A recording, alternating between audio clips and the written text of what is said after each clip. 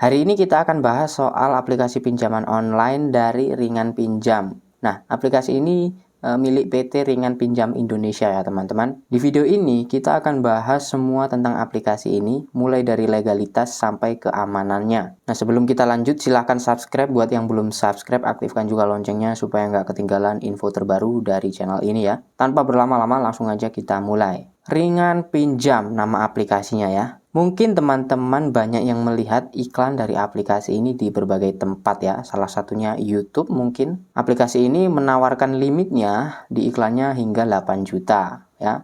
Bahkan ada iklan yang limitnya tinggi sih, lebih dari 8 juta ya teman-teman.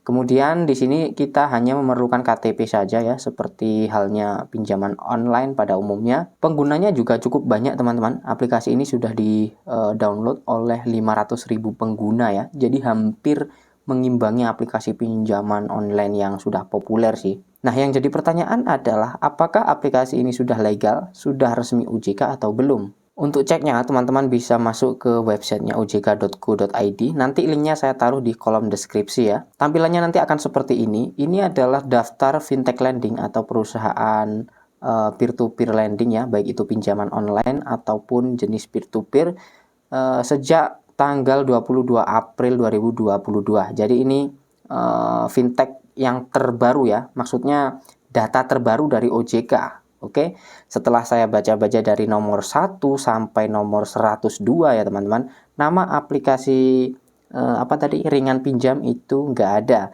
Artinya aplikasi tersebut adalah ilegal ya.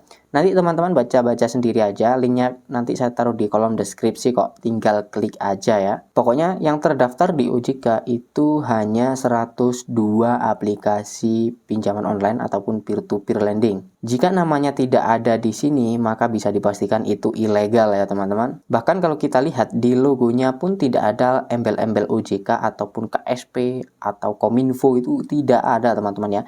Biasanya aplikasi-aplikasi ilegal itu ada yang berani memasang logo OJK walaupun nggak terdaftar di OJK. Seperti contoh kemarin yang pernah saya bahas itu Iki Modalku ya teman-teman. Bukan Iki Modal loh ya. Kalau Iki Modal itu resmi OJK namun hanya tersedia di website. Tapi kalau Iki Modalku itu palsu, tidak ada di OJK. Dan kemarin sempat nemu aplikasinya di sini namun sudah dihapus sama Play Store sepertinya ya. Sekarang sudah nggak ada. Yang kedua, supaya teman-teman lebih yakin lagi, teman-teman bisa kunjungi yang namanya afpi.org.id seperti ini. .or ya. Nah, seperti ini kita cari. Oke, kita tutup dulu ini. Kita tutup juga ini. AFPI ini adalah situs yang fungsinya untuk ngecek sebuah platform fintech lending ya, khususnya pinjaman online yang sudah terverifikasi atau belum gitu ya. Ini situs resmi dari pemerintah teman-teman, jadi bukan abal-abal. Cara ceknya gampang, teman-teman tinggal ketikkan nama platformnya di sini. Misalkan Ringan Pinjam ya teman-teman ya. Nah, penulisannya seperti ini. Lalu teman-teman klik cari. Lalu scroll ke bawah. Nah, maka hasilnya tidak ada data yang ditemukan. Artinya aplikasi tersebut tidak terverifikasi teman-teman. Sebagai contoh, aplikasi yang terverifikasi itu seperti apa tampilannya? Nah, kita ambil contoh Kredit Pintar ya. Kredit Pintar. Oke, seperti ini. Lalu kita cari. Kita scroll ke bawah. Nah, jika aplikasinya terverifikasi, maka akan ditemukan seperti ini teman-teman. Ditemukan satu anggota ya. Kredit Pintar ini sudah ditemukan, artinya ini sudah terverifikasi. Terintegrasi dengan FDC. Apa itu FDC? Yaitu Fintech Data Center. Teman-teman juga bisa cek profil perusahaannya, tinggal klik aja di sini ya. Tanggal terdaftar di OJK sudah dicantumkan juga teman-teman. Jenis usaha peer-to-peer lending, seperti itu. Jadi gitu ya teman-teman untuk cara ceknya. Yang pertama, teman-teman baca dulu di ojk.go.id.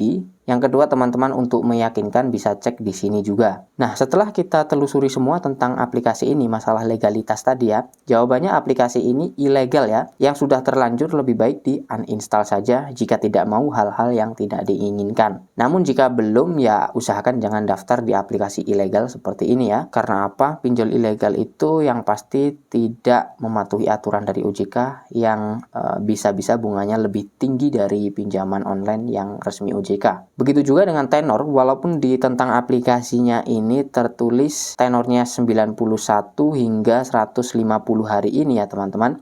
Tapi pada kenyataannya pinjol ilegal pasti tenornya maksimal 7 hari saja. Bayangkan jika teman-teman misalkan udah terlanjur pinjam 1 juta.